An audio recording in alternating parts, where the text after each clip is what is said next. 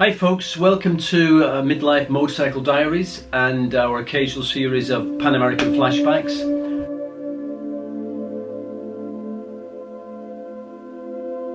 Truth is, I had a slight altercation with the Dalton. I'd done 414 miles, I had 7 miles left to go, I'd done all the hard bit, and then basically I crashed into the Dalton highway.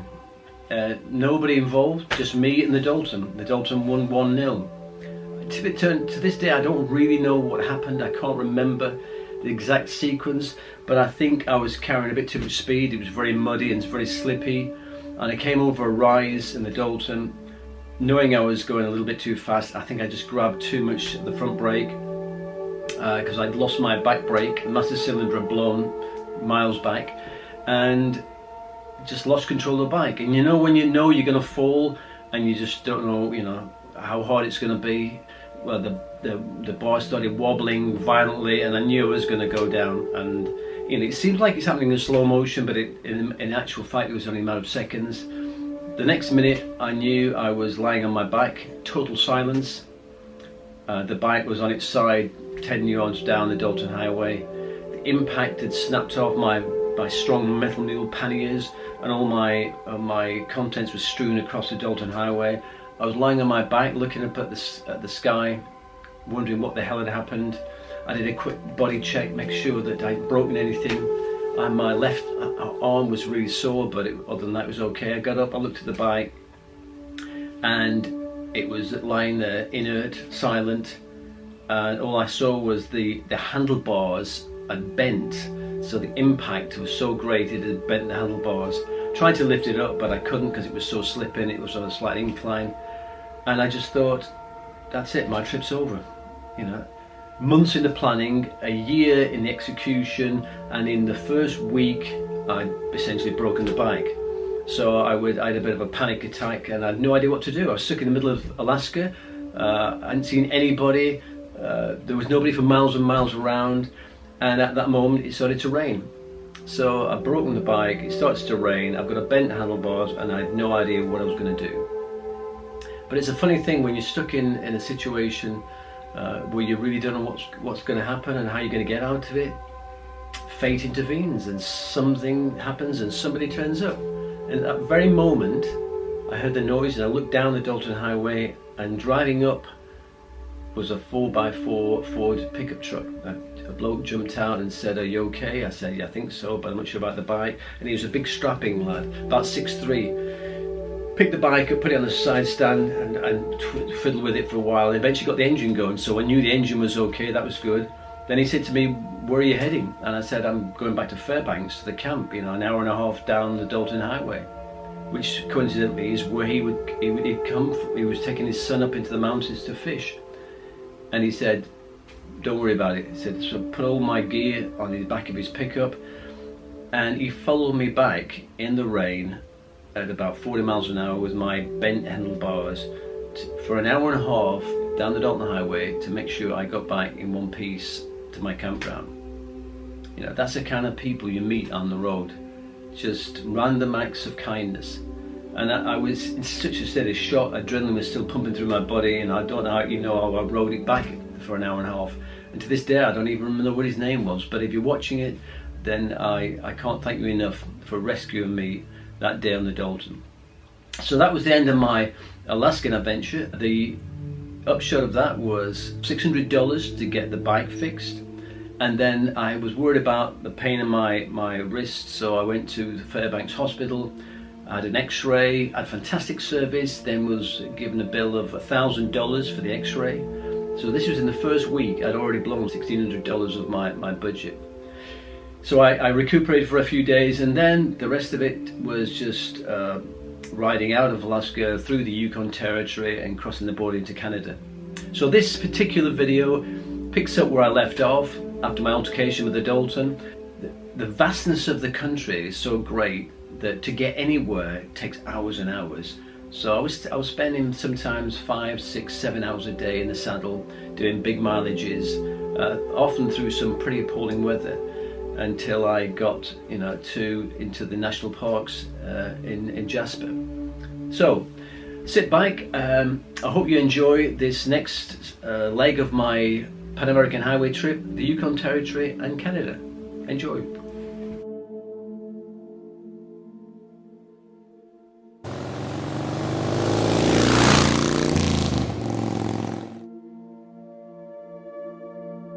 This is Haines Junction, about 90 miles from Whitehorse. Sunday morning, very quiet, very hard 2 days ride to get here. I'm heading to Whitehorse, hopefully to fix my oil leak and put some new tyres on.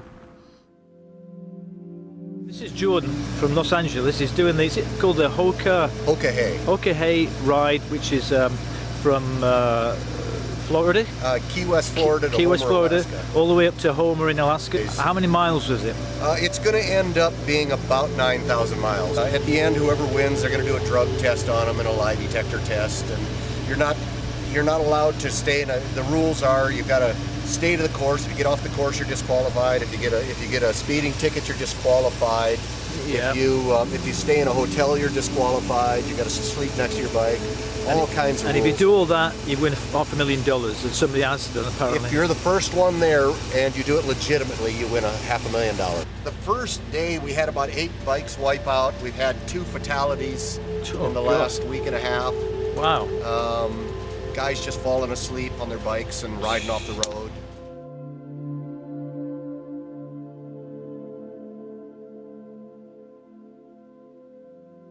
This is Watson Lake, famous because it's got all these signs from all over the world and to all over the world. I don't know why. I don't know what that's all about, but that's what it's famous for. And as you can see, we are 3,600 miles from New York. Okay.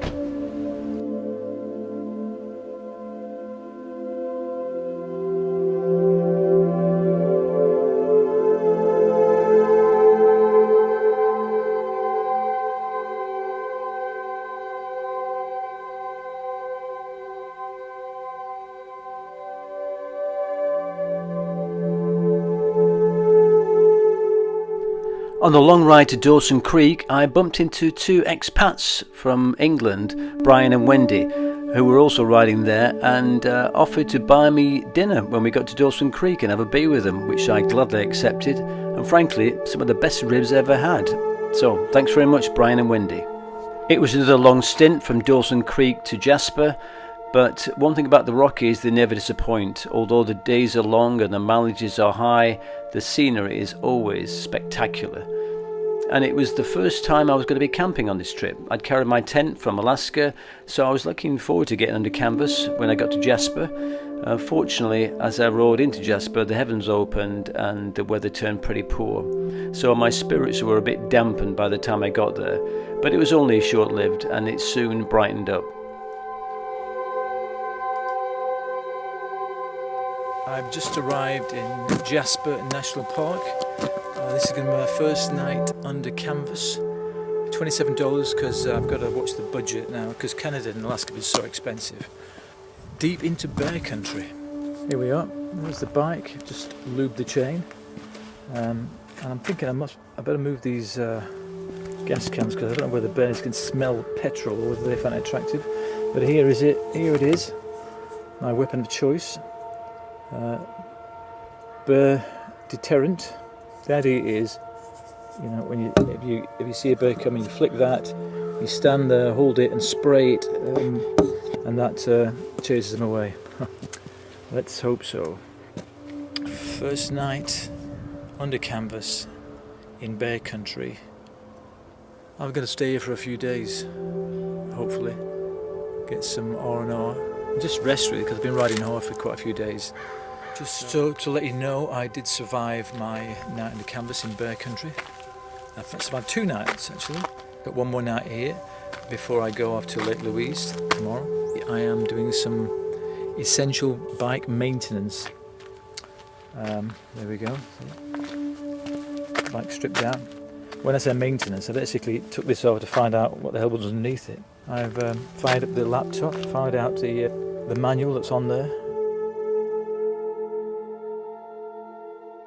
I arrived in Jasper, the beautiful Jasper resort in the Rocky Mountains, and it was pouring down. Cold, wet, miserable, low cloud. Yeah, pretty grim. Anyway, that front passed through, and now we see what Jasper is all about. So there we are, the Rocky Mountains in the background.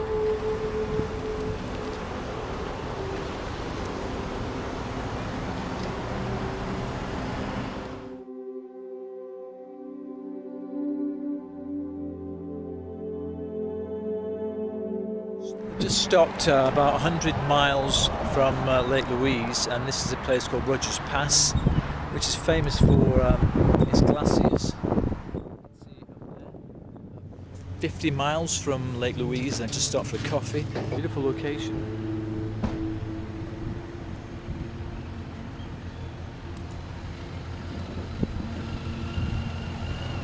Here in the middle of the Rocky Mountains. Let's get back on the road.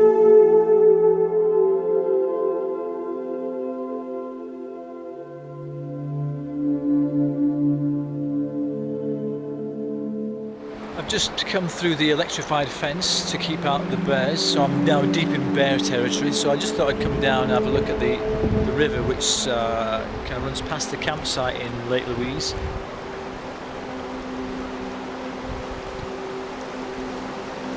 It's no doubt where the bears come to hunt for the salmon. And tonight I'm going to a talk on the life of the grizzly bear.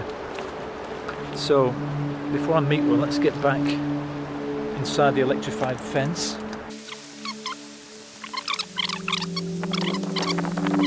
Now electrified fence. Let's get out before the bears come. In a sprint, grizzly bears are even faster than a horse. If you put a grizzly bear on a racetrack with an Olympic athlete, even an athlete on some high-tech performance enhancers, they're still going to end up eating grizzly dust every single time.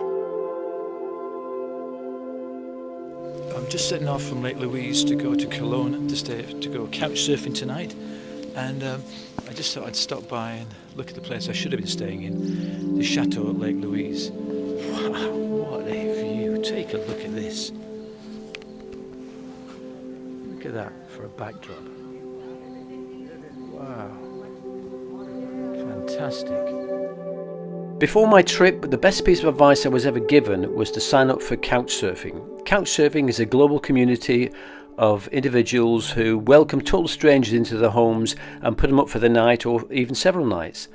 I met some amazing people throughout my trip doing Couchsurfing, and the first opportunity I had was in Kelowna in Canada, where my hosts were going to be Myrna and Leighton and their incredible pink hot rod. I had a fantastic few days there. They looked after me like a king, and I'll be forever in their debt. This is the pink hot rod. Alright, you're on camera. Wave to the folks back home.